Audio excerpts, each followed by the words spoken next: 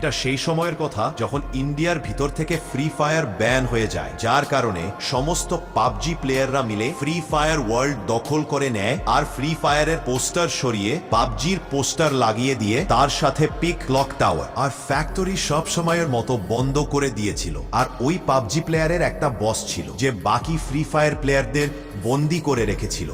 কিন্তু তখন মেক্সিম একটা পাবজি প্লেয়ারকে বলল, পাবজির বট এদিকে শোন, তোরা আমাদের বেশি দিন বন্দি করে রাখতে পারবি না। কিন্তু ওই পাবজি প্লেয়ারটা খুব রেগে যায়, তারপরও মেক্সিমের উপর নির্বিচারে গুলি করে। আর অন্যদিকে অ্যাডাম কেঁদে কেঁদে বলছিল, দয়া করে আমাদের ছেড়ে দি। তখন পাবজির বস বলল, চুপচাপ নাচ ফ্রি ফায়ারের পোকা, না হলে আমি তোকে মেরে ফেলবো। ঠিক তারপর একজন পাবজি প্লেয়ার সেখানে ছুটে আসে। ও বলল, বস বস ও এসে গেছে। ফের পাবজির বস বলল, কে এসে গেছে? কিন্তু আরো দেখার আগে আপনি ফ্রি ফায়ার আর পাবজির মধ্যে কাকে পছন্দ করেন? যারা ফ্রি ফায়ার পছন্দ করেন তারা ভিডিওটি লাইক করে চ্যানেলটা সাবস্ক্রাইব করুন আর কমেন্টে লাল দিল ইমোজি পাঠিয়ে দেবেন। দেখা যাক কতজন ফ্রি ফায়ারকে পছন্দ করে। তারপর ওই পাবজি প্লেয়ারটি বলল, ফ্রি ফায়ার ইন্ডিয়ার মধ্যে ফিরে এসেছে। যেটা শুনে এডাম খুব খুশি হয়ে গেছিল, কিন্তু পাবজির বস বেচারা এডামকে মেরে ফেলে।